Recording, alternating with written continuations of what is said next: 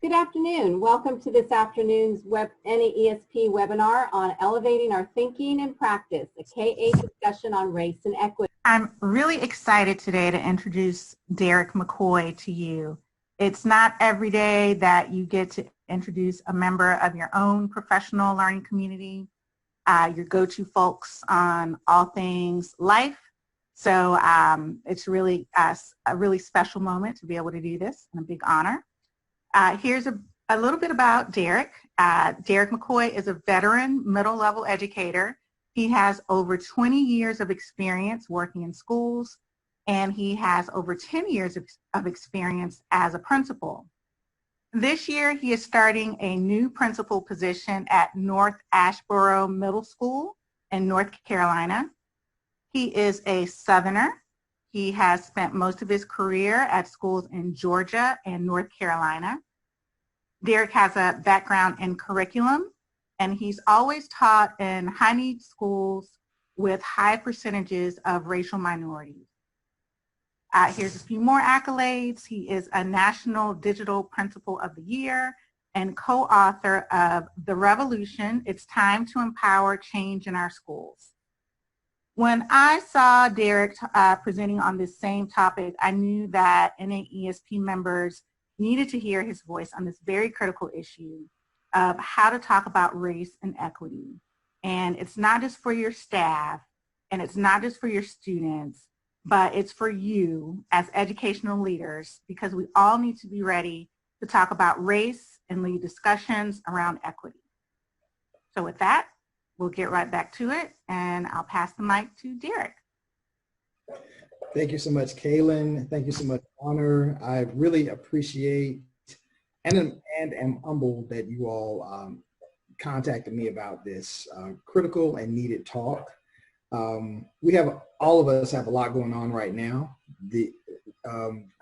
Not knowing about opening schools is tremendous in itself. But then when you add the tremendous weight of what's going on in our society and the pivotal moments and these defining moments for our generation of learners in front of us, and that's what these times are. These are defining moments.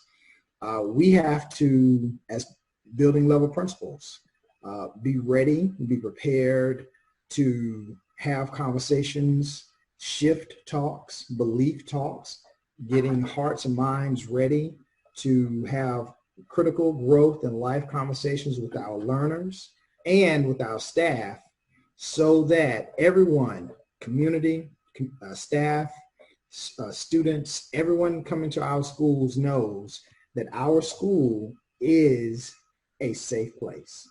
Our school is a place where everyone is welcome and valued, and where we can come and get questions answered. So thank you for joining today. I put a lot of work into this and putting some thought into what would be of most benefit. I have dedicated the last 10, maybe 15 minutes at the end of this for open Q&A, so that we can have a good talk and you can provide your input, get your questions answered. And we can hear from you directly. So there's going to be a space at the end of this to hear from everyone. But to keep the conversation going, we definitely want everyone to please, if you have a question, have a comment, have a thought, don't wait until later on. Post your question, comments now. Kaylin is going to help us with moderating this chat. And when something topical comes up that's timely, we'll bring it in. This has to be a benefit to everybody. This has to be a benefit to everybody. If we aren't being supportive to you, then we have to rethink what we're doing. This broadcast is being recorded, so that it will be posted later on, and the PowerPoint will be shared with everyone as well. So to get us started, we're gonna start off with a poll for everyone here. And again, if you're here, just for my own edification, if just to hear from you, you have your chat box open. Share that you're here, share where you are, and we'd love to hear from you. Okay, so we have a poll question coming up, and we're going to start this poll soon. So the poll question is, do you feel prepared to lead an equity discussion with your faculty and staff, with the adults with your adults? So, and that's we have a scale for that. You feel you feel very prepared, somewhat prepared, not prepared, and I don't know where to begin. So those are your 4 ratings that you can choose from. Please, we're asking everybody where you are right now. Please choose your rating. Do you feel prepared to lead an equity discussion with your faculty and staff? All right, so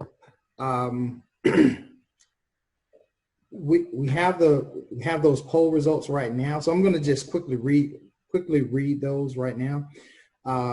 9% of us feel very prepared, and that's great. That's wonderful. 57% of us feel somewhat prepared. I dig somewhat prepared, and I'm going to tell you why I dig somewhat prepared. 26% of us we don't feel prepared. That's great. That's good. That's good and honest. And 9, I appreciate that 9% right here that I don't know where to begin. So first of all, thank you all so much for your participation in that poll and answering that question. That helps us drive this conversation and know where we need to go. It's easy to get overwhelmed by what we're seeing in the news and all the communication that we're having about what's going on around us. It's easy to be overwhelmed and, you know, to maybe even despair a little bit. But what we have to do, and that's why I love this quote from Esquith. Yeah, first glance, yeah, it may not look great, but that's why educators have to take the second, the third, and the fourth glances. We have to commit to getting it done, because it's not about us. We raised our hands to be servant leaders. We raised our hands to be hope and to be difference makers. So yes, it is tumultuous out there. It is very sensitive topics, but again, that's why we chose to raise our hands. We chose to raise our hands to be the difference makers for our learners. Now, as we mentioned earlier, we wrote a book about called The Revolution, and in the Revolution, we talk about we did not become educators to enforce rules. We became educators to make a difference in the lives of learners. So we embrace our job to build a better world. We embrace our job to build a world that our learners need. And that's what this talk is about today. This talk is about embracing thinking, embracing talks, embracing conversations that will unconfine, that will remove barriers, that will help students, help the learners understand what they can do, what their role is in this world right now, and the future that they want to bring, that they want to be a part of. So I want to keep that in the forefront of what we do, why you got into teaching.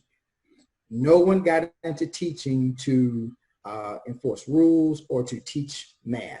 I'm a middle school math teacher to my heart, but I got into teaching, okay? I got into teaching to make a difference for my learners. That's where we are. So that's what we have to keep in mind when we see images like this. For, you know, Rashard Brooks, Breonna Taylor, Ahmaud Arbery, George Floyd. You know, when this thing happened with Ahmaud Arbery, I was 45 minutes away from him in Georgia at that time. And we have to say their names. We have to accept this as reality because our students see this. There is no way we can build great classrooms if our students are seeing this and we're stopping these conversations at the door. This is part of our students' makeup. This is part of the questions that they are forming and asking. They are using these to build and form conversations with each other, not just us, but with each other. So embrace that, embrace your role as a difference maker and as their leader, as their teacher. Embrace your role and claim your part. You have a value part, and we need you to have a value part. Our students have a lot of questions about this, and you know this. Whether, like Caitlin said earlier, I've only taught in high need schools with high percentages of African American, of non-white students. But if you're at a school where you have low diversity or maybe no diversity, these questions are even more critical for you. Everyone has a job to prepare, all of us, principals, we have a job to prepare our learners for the students in our school and for the world outside of our school. When our students leave us, they're in a diverse world with diverse opinions and diverse people. And they have to know what's going on. But getting back to this, our students have very specific questions about Blacks, and that's what today's topic is. And we have to be okay to say it about Blacks and police, about social justice, about am I safe? Why are some people treated like this? Why are we treated like this? Why are they treated like this? Embrace these conversations. The days of us saying that I don't see color, they have to be over. We have to accept the whole child that comes to you. So we have to embrace these conversations, and we have to embrace all the symbols, all the images, and everything that we're seeing right now. All of it. So yeah, why is there rioting going on? Why are people so upset? How come people feel this way about the police? Why are people, how come black males are getting killed so much more at a higher rate than anybody else? These conversations have to be had. Now, as principals, I think we are preparing ourselves for our faculty talks. We need to make sure that we are preparing ourselves for our student talks. We have to have a message for whole group students. We have to have messages for small group students. We have to have messages for students one-on-one. Because this iconography, our students who are seeing this going on, we have to be ready for it. So yeah, somebody said, what is our message? We need to think about that. What is your message going to be? So let me make this a little personal for you, but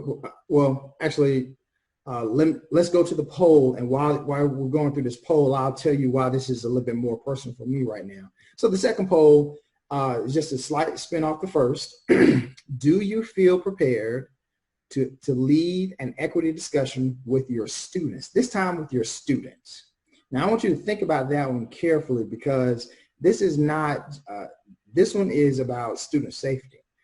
This one is absolutely about when you leave me, what do you do if you're in a store and somebody's looking at you because they're thinking some things about you? What do you do if the police stop you? What do you do if this? And I want you to think carefully about that for a lot of reasons, but I'll tell you a personal reason for me is I have a son who's 30 years old. He's a lawyer, and he likes to argue. He likes to make his point known. So I worry about his safety. I want you to think about that. Are you ready to lead these conversations with your students? So again, very prepared, somewhat prepared, not prepared, and I don't know where to begin. Derek, okay. While folks are voting, I just want to share this comment from the chat from Stacy Schultz from Minnesota. Hello all, I lead a very small rural community with only 8% non-white students. I'm struggling to find the balance between planning for what school might look like next year with COVID and how to build in this type of training with my staff and students. We need it desperately. That's why I'm here today. Keep that in mind. And, you know, I'll tell you, I'm sorry, what was her name again? Stacy. Stacy. So Stacy, thank you for sharing. Thank you for sharing that. Thank you for being transparent. And thank you for that honesty. I'll tell you that reason is a big part of why Kaylin, Honor, and I talked about this webinar. I told them that my principal experience has been in high need schools with high minority populations, but it's also been in a rural school with low minority populations. Here's why it's personal for me right now. I'm starting a new school this year in Asheboro City Schools back in North Carolina. And this time, my school is 64%, has a 64% Hispanic population. Normally it's been high African American. And 13%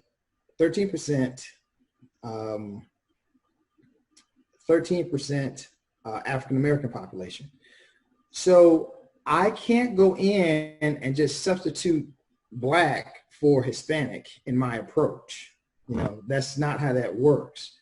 I have to go in and be very intentional and purposeful and knowledgeable of who my students are. And my message has to be bigger too, because again, it's not just about the students in front of us. So Stacy, those your less than 10% minority students, you do have to talk to them. You do have to make sure that they feel safe. But then all of your students need to hear a message from you about the need and the value and the importance and the absolute necessity of being respectful, of being empathetic, and of being part of a diverse world and what that means. So they have to hear a global message from you. They have to hear we're going to love our school, but our school is bigger. But your life and your world is bigger than this school. So I need to go back and read the results. I'm sorry. So the results of the poll on leading equity with our students, 13% of us feel very prepared. 47% of us feel somewhat prepared. So that's about half the group right there. And then 32% don't feel prepared to lead equity talks with students. And 8% don't know where to begin. That's an important, thank you all for that. That's an important part because again, we have to, when we're talking to students, we have to talk about the lives that students are going home to. Our talk is not just about how you feel at school. It's about how you live and survive when you leave the school. Okay? So going back to the presentation, our students in front of us, they want to know, am I safe? You know, with everything going on in the world, all the images that we're seeing, all the videos, am I safe in this world? Am I safe when I walk down the street? And not just am I safe, are my friends safe? Okay, so I want you guys to think about Stacy in her school where she only has 8%, less than 10% of a diverse population, but 90% of that school, they're friends with other students. Those friends are asking, are my non-white friends safe? Okay. We have to make sure that we are answering these questions, providing a safe environment to have those questions asked and answered, and that we're prepared for it. That doesn't mean that we have all the answers. If somebody asks you a question, it's not about automatically having all the answers. It is about you being able to drive that conversation. And we are all committed, all the principals here, we all commit to being lifelong learners. So we continue our reading, we continue our discussion, we continue our learning, we learn forward, And we bring those conversations, opportunities like this webinar, we bring these learnings to our schools, and we build great professional development. We bring in guest speakers, we do book studies, we do awareness. I tell you, some of the best change comes from data. If you're looking at your school discipline and don't even ask questions, but post numbers give great impartial conversations. So if we're looking at are certain groups of students not being accelerated like other groups of students? Do we have more discipline with other groups of students? This is fresh because this was on our administrative retreat yesterday. And we have some very telling data in that sense, just like I'm sure most of us are. Getting back, we also have to address what students are hearing at home, okay? Our students hear messages, and I say this from experience, our students are hearing messages from home about if the police stop you, do this. That's a safety talk. That's a safety concern because of what's going on. So they want to know, are we concerned? They want to know, am I safe? They have a concern about about survival. Survival is real. Empathy on our part means that we fully understand where our learners and our families are coming from. Black families have a concern about getting stopped. I, Derek McCoy, and I'm 50 years old. I do not look like a young whatever, but I'm 50 years old. When I see flashing lights, right now, I freak out. I do. Black families have that concerns in those talks. Are you ready? We need to be ready to lead those talks as well. Okay, we need to be ready for do what you need to do to be safe. So how do we talk about this?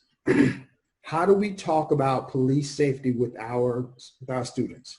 So here in the SSP, I know that we focus on the K-8, the pre-K-8 principalships, but for all of our students, we have to have a good message about de-villainizing police, okay? But also a good message about safety. I had a talk with a teacher once and this summer at my new school, and his question was about how can we just tell our Black boys to, if they just do this, then they'll be okay. Here's reality. There is no just do this and you'll be okay. Okay. We have to have a message of you need to get home safely. Derek? Yes. I have a relevant comment from the chat box. This is from Cheryl. Okay. Her question is, how do we get parents to trust us to have these conversations? Yes, Lord. Okay. Yes, Lord. That's right. How do we get parents to trust us? Let's take a step back on that one. How do we get, so I'm a middle school principal. I've always struggled with my parents, with my middle school parents, trusting or having good feel about the school. And you know, we see that decrease from elementary to middle to high. So there's already a little distrust that's going on anyway. There's already a little distrust that's going on anyway. But then when you bring authority into it, that gives parents more cause to be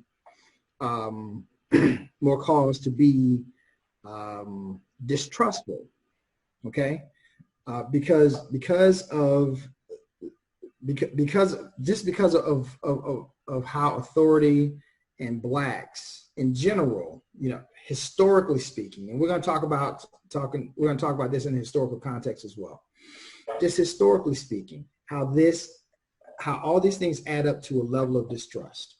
So how do we build trust? Let's jump straight to it. We build trust by saying, I want you to trust me, and being truthful and transparent.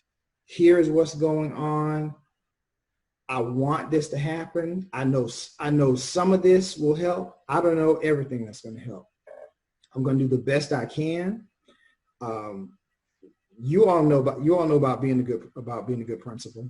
When you make a mistake, you apologize. When you keep your mission in front of you, you absolutely keep learners at the forefront of what you do. You know, if you got to protect anything in that school, you protect learners. You protect learners. If it's not good for learners, that's the piece. Trust is trust. There's no formula for building trust. The only thing that's guaranteed in building trust is time. I'm sorry, time and effort.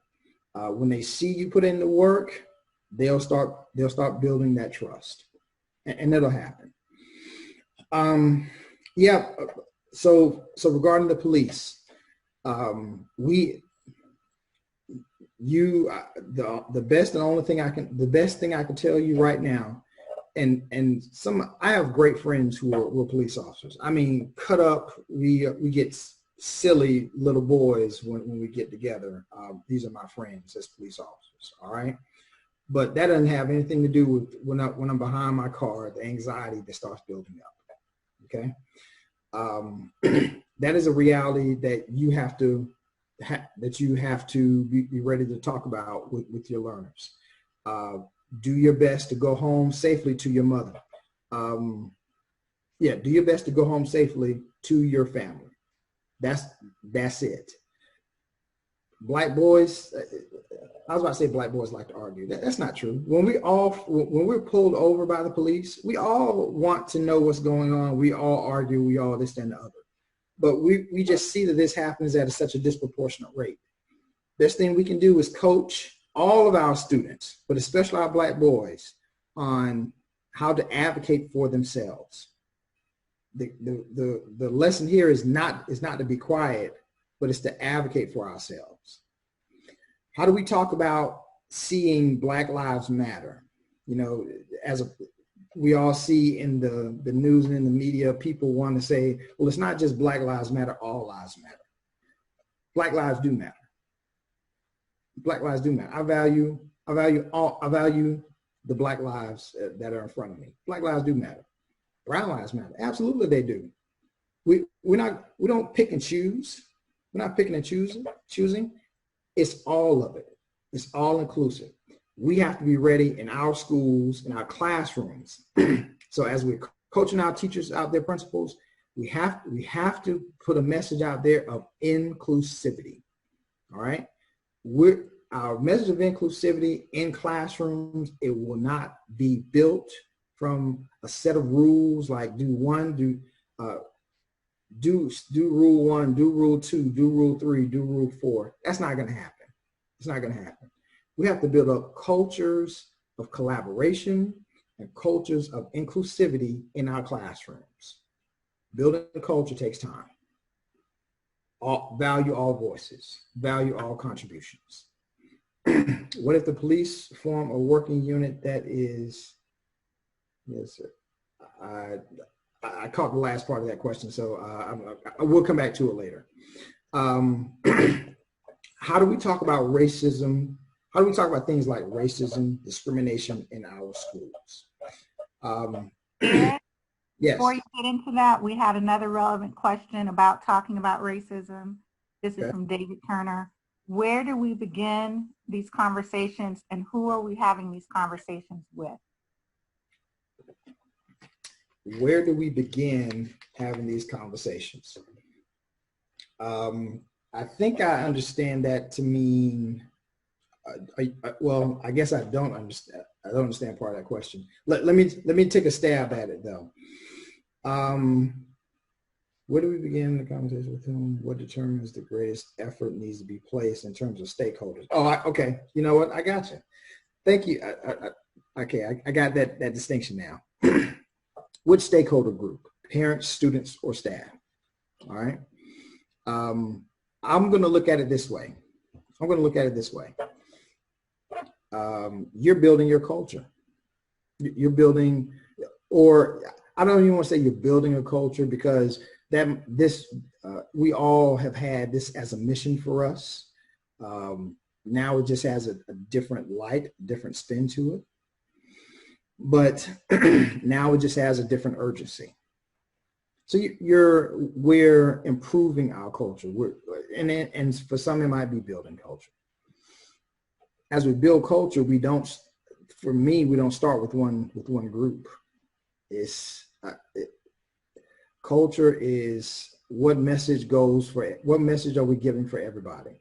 We prepare messages for parents and we deliver that parents through the website, social media, newsletters, our weekly call outs. We prepare messages and iconography and signs and whatever for our students, and our teachers disseminate, our teachers display it in the classrooms. We prepare a message and a mission for our teachers, for our staff members, and we decide, and that comes out in different ways. So your culture, we don't start that with one group. We start looking at and it's not you, it's you and your group. How is this going to look in our school? It's going to look like this for our parents, this for our students, and this for our teachers. This for this group. So there's no one group to start with. You look at how you look at your end result, and then take your steps on how you're going to get there. So which stakeholder group? It's going to affect all your stakeholder groups. It's just going to be different things. I think about when we at my previous school were doing compassion projects, what that looked like for all of our students. Everybody got some message of it, but it just looked differently. But the details of the message was different for everybody. We just prepare messages. You can imagine that if you had to give a talk about the inclusivity for this year, tolerance for this year, how all of your messages to all your different state groups is going to look different. That's what it is. That's how we do. But the piece I was going to share about racism, though, is just making sure that we have a good common understanding about racism, that we have that everybody is on the same page in terms of what racism means and what it is in society, so that we all can that we're all not just talking about it in the same light, but that we are all tackling the problem from the same light, or our angle is all we're coming from the same angle on it. It involves mistreatment. Racism involves power. Racism involves beliefs. Our definition of racism has to be, we have to have a common understanding of what racism means faculty-wise, and this is our principal mission. We have to have a common understanding of racism faculty-wise, so that when we are having these conversations, open conversations in our classrooms, that our approach is going in the same direction. We may not be having the same conversation, the same talking points, but we know that we're going in the same direction. And this absolutely hits on our biases. We're having these talks about biases and what that looks like. Now, for me, one of the more difficult pieces to talk about is the historical context of Blacks in America, because that's where a lot of this mistreatment comes from. The historical context of Blacks in America, and I'm talking specifically about Africans in bondage, slavery, Blacks as enslaved people here in America, and some of the mistreatment, the beliefs that have trickled down over the years. So in all of these talks, in all of our classroom talks, and how classroom talks, school talks, one-on-one talks, talks with different stakeholder groups, we have to have a good conversation that's age appropriate and group appropriate for the mission of what we're doing in our school. Okay? Establishing our mission in our school. Part of our mission says every student. Every student means that we're respecting every student, that we're knowledgeable about every student's background and culture. And for our African American students, that does involve our periods of enslavement. These talks can't be skirted, can't be avoided. But when we have these talks, we can and do need to make sure that we are having these talks appropriately, and we're having a high impact and high value talks. High impact and we're valuing the most important pieces about these talks. I'm sorry. So the big talk, so when the strategies that I want to give you, the big points that I want to give you about for when you have these talks with your different groups is, and here, I just spelled them out all right here. And again, we're going to share this presentation with you at the end, is to take the initiative. Don't wait. Don't wait for it to come up. Don't wait for a student to bring it up and then it becomes a teachable moment. Okay. Take the initiative. It's going on right now. Be the person who sees it coming and head it off. The days, I mentioned this one earlier, the days of I don't see color, they have to be over. That has to be done and over. We cannot help students, have these talks with students about what they're going home to, about what their lives are, if we are purposefully shutting out a big part of their lives, and that is their color, their culture, their background. Don't beat around the bush trying to make it fancy, trying to do this, that, and the other. Somebody asked me, how can we have a good culture talk with students about safety? But no, we're not doing none of that. Talk plain and direct.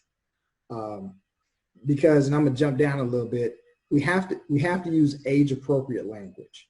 So our talk about Blacks historically in America will look different in a second grade classroom than it would in one of my 8th grade classrooms. And I get that.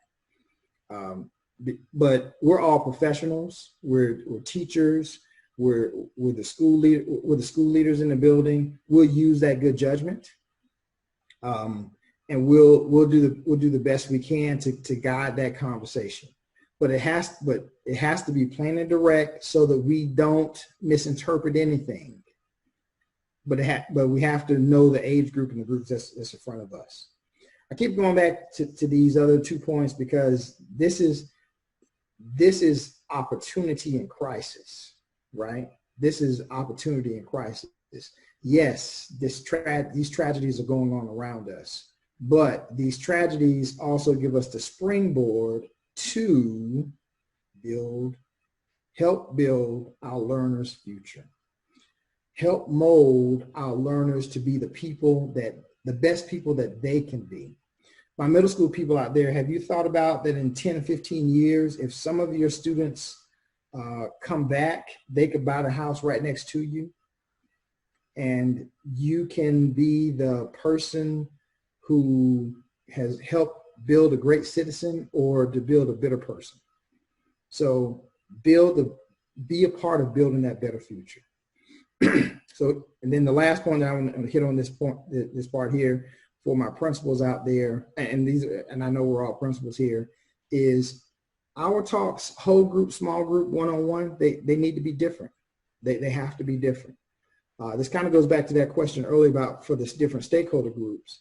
When I'm talking whole group or like to all my 6th graders, I'm going to have a bigger message, but it's going to be a different message than when I'm talking to a student one-on-one in the hallway about some things.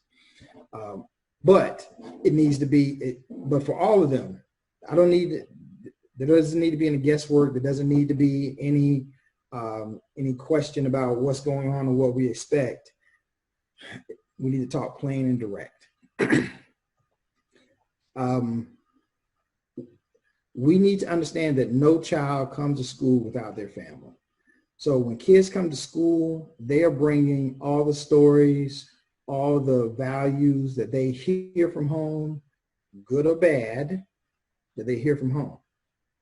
Okay? We need you to be ready to give advice and to talk to students based on what you need them to do in your school and how your school operates, because when we're in school, this is what we believe and this is what we do. But then they got to find a balance for when they go home that they got to do this too. Rita Pearson used to have the saying, she doesn't contradict mommy rules. All right. So that's kind of my talk here is if you're in a, I want you to think about if we're in the school, we're in a high need school and Johnny says, hey, I got to go down A Street, I got to go down B Street, and I got to go down C Street to get home. But you know that it's a direct path to go down D Street and it's a fraction of the time. Somebody at home told Johnny A Street, B Street, C Street because that's the safest thing for him to do. We don't contradict mommy rules, but we hear them, we honor them, and we respect them. And we incorporate them into what we do. What home tells Johnny to do with the police in the store, that's for survivability. Now we might see some issues with it, or we might have this and other, but that's for surviving. We're all about survival. We'll do our part, and we'll make some other things happen as well. I wanted to talk just very quickly about building different cultures in our schools. All right. So as we're having these talks with our students about their place in society, about what's going on in their world, and again, these generational defining moments, we always have to look at what our teachers are doing in their classrooms and the environments that they're building up.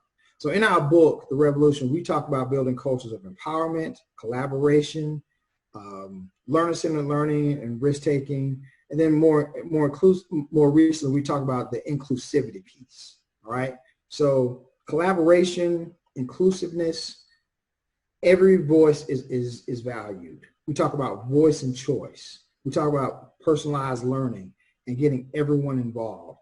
We talked about looking at the entire student, not just part of the student, but the entire student, to see where everything, to make sure that we're hearing all the voices, hearing all the pieces, and that everyone is hearing all the different voices and respecting all the different voices inside. I'm almost at the end, and that's cool. We're gonna, like I said, purposefully, we can't go in detail about any and everything, but we're going to leave some time at the end to answer some questions, and we're at a good point. We're at a good point. The next piece, so this is a piece that we've been working on recently, and this is a pedagogy to challenge and change mindsets. So again, our book, The Revolution, was written for middle school learners, all right? But we have a K-12 message. We have a K-12 message. So when we're thinking about how do we what can we do in the classroom with our instruction to help change mindsets, to help develop deeper understandings, and to be a change agent, and for our learners to be a change agent, not us, for our learners to be change agents. Then we're talking about 4 different areas. We look at, is what we're teaching relevant? If we're still teaching the outsiders, which S.E. Hinton is a favorite, don't hate me because I'm talking about a classic. S.E. Hinton is a favorite, but if we're only teaching the outsiders, then we can do better. All right, there's a lot of relevant content out there that we can explore, which leads to literacy and using literature to jump off conversations and to jump off our missions and our actions.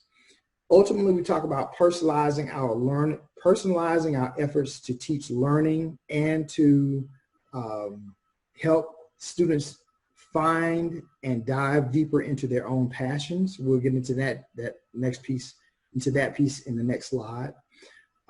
But that's where we're going to get a lot of bang for our buck. But the last piece is having high expectations for every student. All right, getting back to the personalization. When we find out what our students' passions are, then this is a piece that our friend Barbara Bray, she designed. This is her right here. If you find her on Twitter, if you're not already following her, she's fantastic. But she talks about bringing students in as activists. All right. Once we know what students like, once we help them find their passions and develop their own research and develop their own voice, then we help them become change agents for their school and for their community. So how powerful is it? How powerful is it, and would it be for us to take our current social crisis problems, and for those students who are interested in it, make them social justice warriors? That's a piece for us. And we talk about that also in the book. All right, I'm going to wrap up with this last piece right here. I think a lot of us have already seen this slide before, so I'm not going to get into all of it. You know, when we talk about inequality, equality, equity, and justice, well, actually, inequality, equality, and equity, we talk about instruction in the classroom. So for inequality, you know, we can see that the student on the right is left out. But then look up in the tree where you see more of his, the apples on his side aren't there. You see more apples on the other side. Equality is us throwing resources at it. So in the math classroom, this could be giving all the students a calculator. That will help. I guess you could say that'll help, but that could be, we still don't have that many apples on the right side of the tree. The equity piece is we do calculator and we do some manipulatives, and that helps, but we still don't correct the number of apples situation. The justice part is so relevant today and right now, because here's how we fix the problem. We fix the problem by correcting the tree. Now, it's not resources, it's mindset. So those braces and those pulls, that's mindset. That's heart. That's not resources, right? That's how that's our call right now. That's why we got into teaching. We got into teaching to correct this piece. Now the challenge piece I'm gonna put to you, the second challenge piece I'm gonna put to you is that tree is the adults in the classroom. It's not students, that's the adults. We have to make sure that we are asking, providing good questions, good conversations for our students so that they can showcase. Ultimately, our students want to have questions about safety for themselves and each other, about their place in the world. Can and are they being valued? Can I speak up for myself safely? Am I going to be okay? This is our role. This is our call. This is why we got into education. We got into education to make this the common piece here. So I'm breezing through these last parts. It's about that time. I really want you all to, in addition to everything I've said today, please take care of yourself, because we can't get the best out of, you can't give the best to your students if you aren't taking care of yourself. All right. You can't be good for students if you're not good to yourself. Please take care of yourself, because these things are so critical right now. We need you at your best. This is not a time to be in despair about what we're seeing and what we're going through. Dreams bring us together. You know, we can all be in heart and we can all be heartbroken together, or we can dream, put in the good work, and be good for each other. All righty. So I want to dedicate at least some time of in this hour to get to the chats. I mean, to get to some questions, and we'll do that right now. I feel like I've reached the last couple of slides, and I apologize, but I really wanted to get to this point to answer any questions or making the responses that we have. So do you want me to read some of these out for you, Derek? Would that be helpful? That would be great. That would be great. All righty. So Kyle asked the question, do you predict that school districts will have trainings to equip educators to, one, gain a more comprehensive historical context of the discussion content, as well as two, gain skills as the discussion facilitator? Do I think we're going to... Here, I'll put it in the chat box. Let's see. Somebody asked if I had a Twitter account. This is my Twitter information and my website information. Do you predict that schools will have trainings to equip educators to gain a more comprehensive historical context of? Oh, yeah. And who was that? Was that Kyle? Kyle. Yeah. So Kyle, I will say that we all know that this is a hot topic right now, and this is probably one of the most urgent needs right now. We're balancing two urgent needs right now. It's not first place, second place. Two first place urgent needs right now are schools opening. What are we going to do in the fall? And then this right here, the equity piece. So, Kyle, I would say that's a very specific question. I had not thought about getting skilled in leading those discussions. So what I would say is talk to your, if that's pressing for you, talk to your supervisor, talk to whomever about you getting the training that your district needs. I need that. I know I can have a conversation with anybody, but there are always nuances and things that I can and want to do better. So that's a great conversation. Have that talk with your people, your PD. That'd be wonderful. Derek, I have a summary of several questions that have come across the chat box over the last hour. So I'm going to pat them all together to this. People are wondering mostly about how to lead these conversations with staff and other administrators. For example, if a principal wanted the school staff to do a book club about race, how do you get allies and helping to do this work so that it's not just the principal who's leading? And an add-on to that is, especially if you are one of maybe one or two people of color in your district, and so you want this work to happen, but you need allies, and you don't want to have to be the person who has all the answers. Good. Exactly. No one person, no one principal, I don't care how great he or she is going to turn the tide, turn the corner in the school. No, it cannot happen from one person.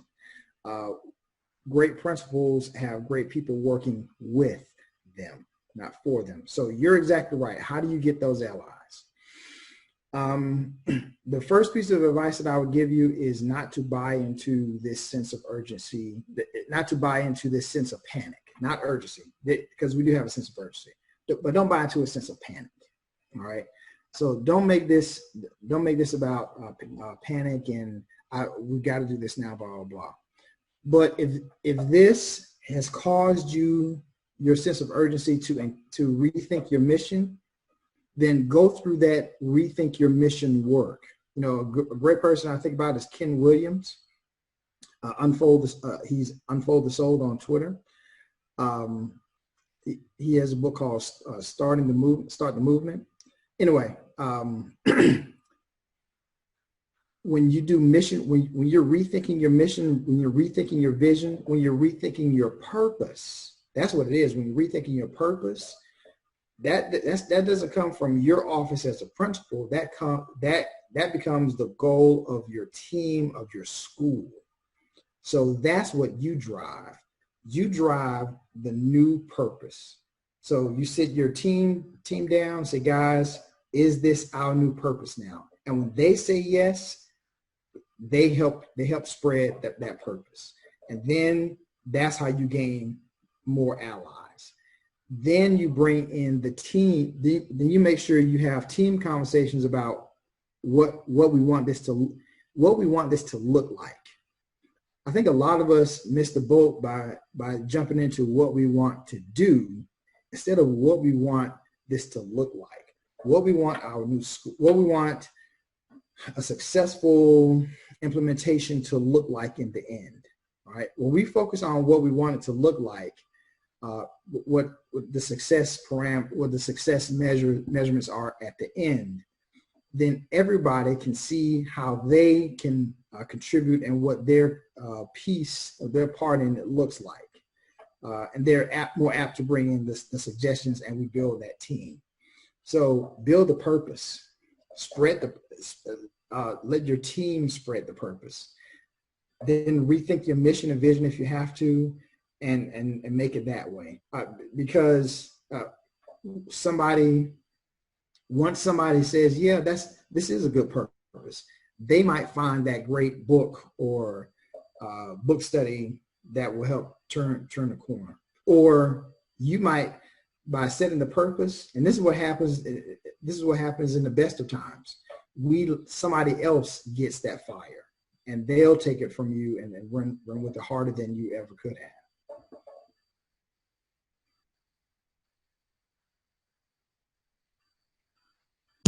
Derek, let's end the questions with one about students. This is from Tangi Reed Marshall. How do we protect students, Black and brown children in particular, when they speak up for themselves and their teachers' racist ideology and bias leads them to view it as defiance and over-discipline them? So this is about protecting students. The question is about protecting students when they speak up for themselves. And a teacher might have an ideology or might have bias that leads to them being over-disciplined. Love it. Kaylin, at this point, can we, because we're about to go over, I have 3:58. Yep. So we're about to hit. Start with that? With our after party? with the after party, that's right. So how about this? Because I know, Honor, we have to have the official cutoff of the webinar or whatnot. How about we do the official end now or in the next couple of seconds? Mm-hmm. That'll be the first question we have in our after party. I like after party. That's good. That sounds really good. Thank you so much, Derek, for your insight and leadership in this critically important topic. This presentation will be posted on NAESP's website along with a curated version of the resources that were shared. And so I just want to thank you and for all of the attendees of this webinar.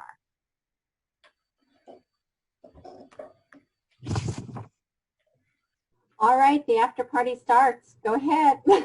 Thank you. Pretty good. Yeah, so so everybody who's here, we're gonna, I want to thank Kaylin and Honor again for extending this, just extending that hour. You can't put a clock on learning and you can't put a clock on sharing. So thank you all for giving us this time to share some more. All right. How do you make it safe? Yes, absolutely. So the discipline, it's just not a new discipline talk to have. We look at, I think I mentioned this earlier, that I was looking at my discipline numbers for my new school. And when I tell you that my school is only 13% African American, but it's the vast majority. It's an overwhelming number of discipline referrals from African Americans. It's it's an obvious conversation starter. So start with, if there's a couple places to start with. If you want to start with data, and then have specific conversations with teachers about how you can support them in changing, how you can support them in getting the goals that they want. Because I'm sure no teacher wants to have high discipline numbers, period, than high discipline numbers for a specific group. And you didn't point that out, the data is stating that. So that has to be a goal that we're working on improving. And then it leads to whatever, conversations in the classrooms, why are we taking some things personally, and why are we tolerating some things from other students that we aren't tolerating from some students. So data is a great way to start a conversation. Hey, I just happen to be looking at this. That's your name. Those are your numbers. Tell me what you see. So that's the first one. The second one is going back to your mission. Again, we talk about a mission of, in our book, in The Revolution, we talk about a culture of empowerment, okay? So we talk about empowering teachers without a doubt, but then we mainly talk about empowering our learners. And you can't have empowered, silenced people.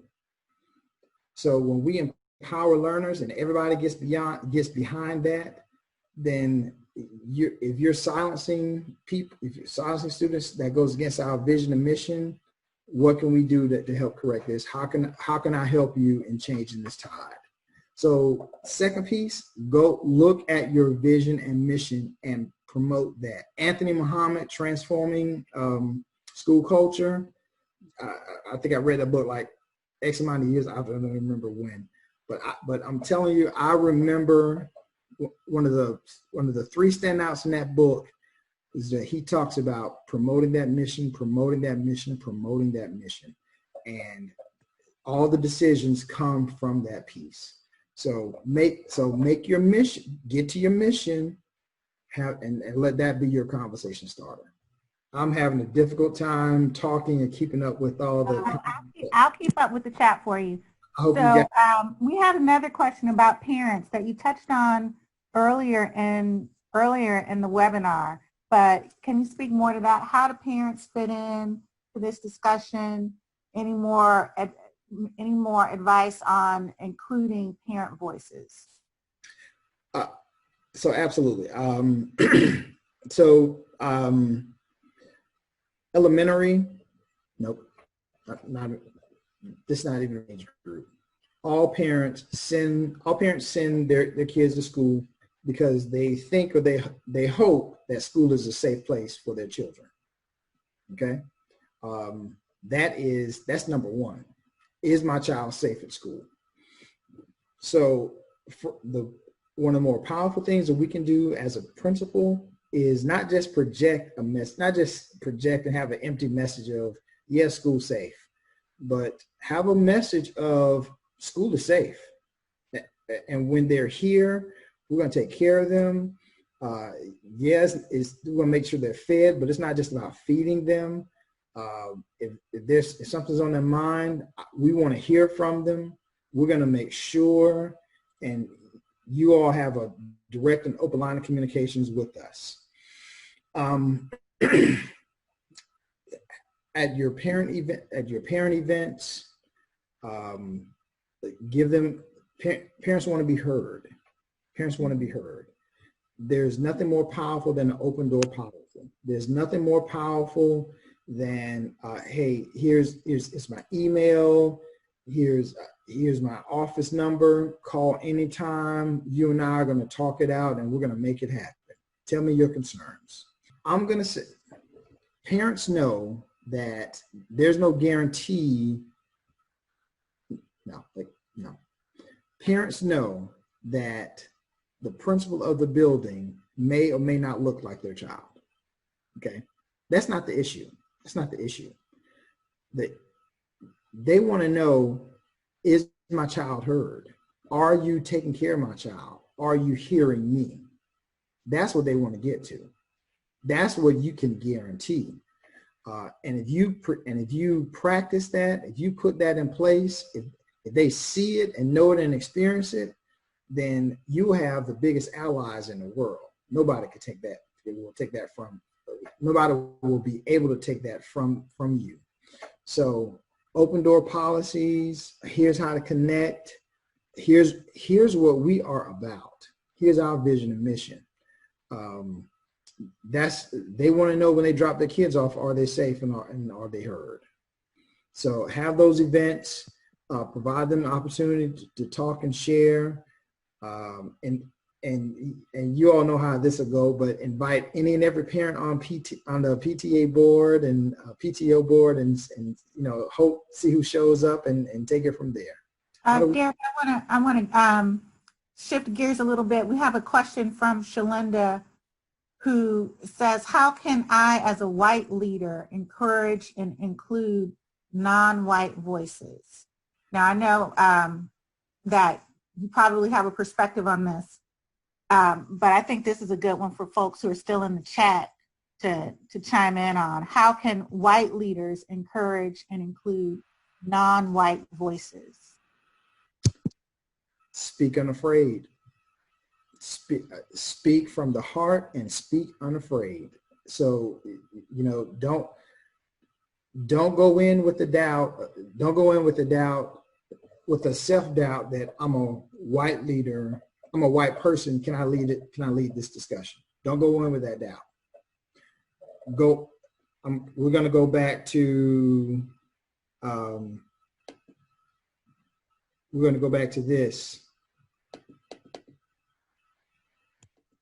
Why you raised your hand, teaching. So don't go in with the doubt about, I'm a white person, can I lead this talk with this group? You go in with, I got called to be an educator, and I got called to be your principal. So here is what we're going to. Here's what the deal is. Here's what we're going to do. I don't know what we're going to do. Y'all help me figure it out. But this school is going to be the best school for your child. So don't go in with that doubt. Number two, know what your goal is. Know what you want to accomplish. So if you want to get a question answered, go in driving that question. Okay. Don't get distracted with, well, they did this 5 years ago, or they did this at my other child's school, and all that's fine and good, but it's also a distraction because that's not the school this year right now. What can we do right now? How would that look? And you know what? This is the case. This is going to be you're not the only one, and I'm not saying that the numbers should ease your concern, but we know that most principals are white female. We know that. We got that part. But that doesn't have anything to do with why you raised your hand to be a principal. Why did you raise your hand to be a principal? Understand that mission, understand that cause, and get behind it. Because right now it might be about Black males. Next year might be about Hispanic females. I don't know. It doesn't matter. Or you might be at the school. Was that Stacy, where she has like less than 10%? Is that 10% diversity? You might be at that kind of school. You have to lead a talk about living in a global society. So you don't go in with that doubt. Go in with that mission. Make it about here's where we are. Here's what we need to improve. Here's what I think we're going to do. What do y'all think we're going to do? I had a comment from Tammy, who was responding to Shalinda, who she was the attendee who is white and has she feels that her peers look to her to have answers on the topic of racism. Yeah. So Tammy says, as a white leader, I want to be respectful of my non-white staff and not assume that they will always want to take the lead in these conversations. Yes. And that came across in a couple other comments as Yes. well, with staff being silent on these topics. You know, it puts more pressure on the Black educators. Right. I was part of a panel discussion a couple of weeks ago, and this high school teacher, Black female high school teacher, was saying that her district was calling her to be on all these different committees, and anytime a race question came up, everybody was looking for her to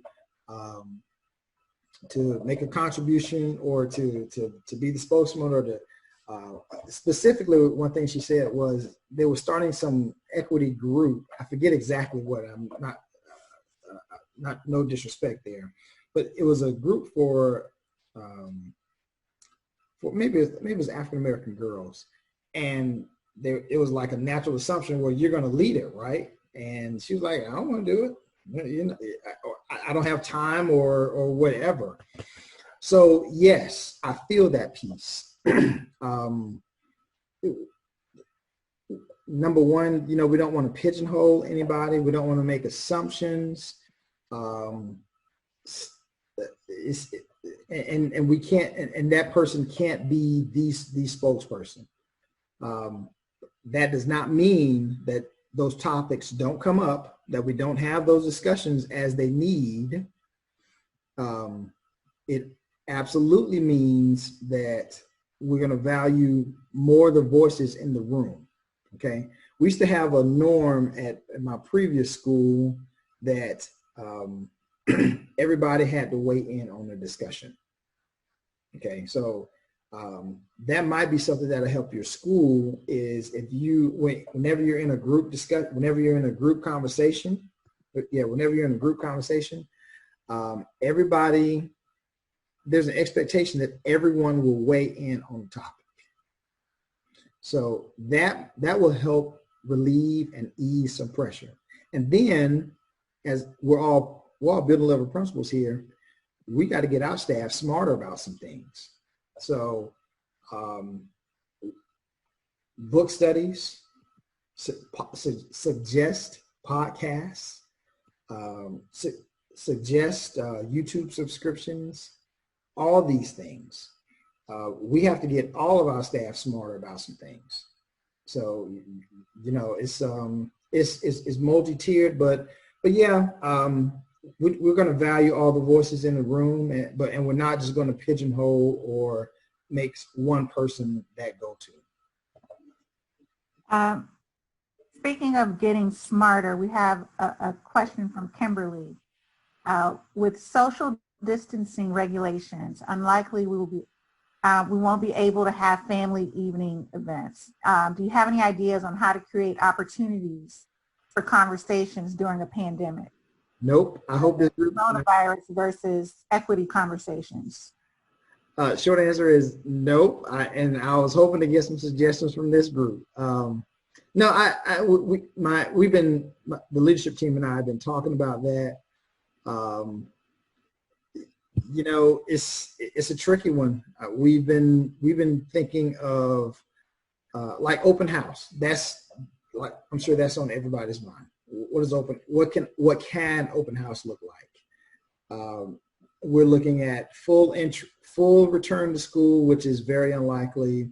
Partial return to school, you know, like half the students come one day and the other half come the next day, or just continuing with remote learning, or some variation between those. And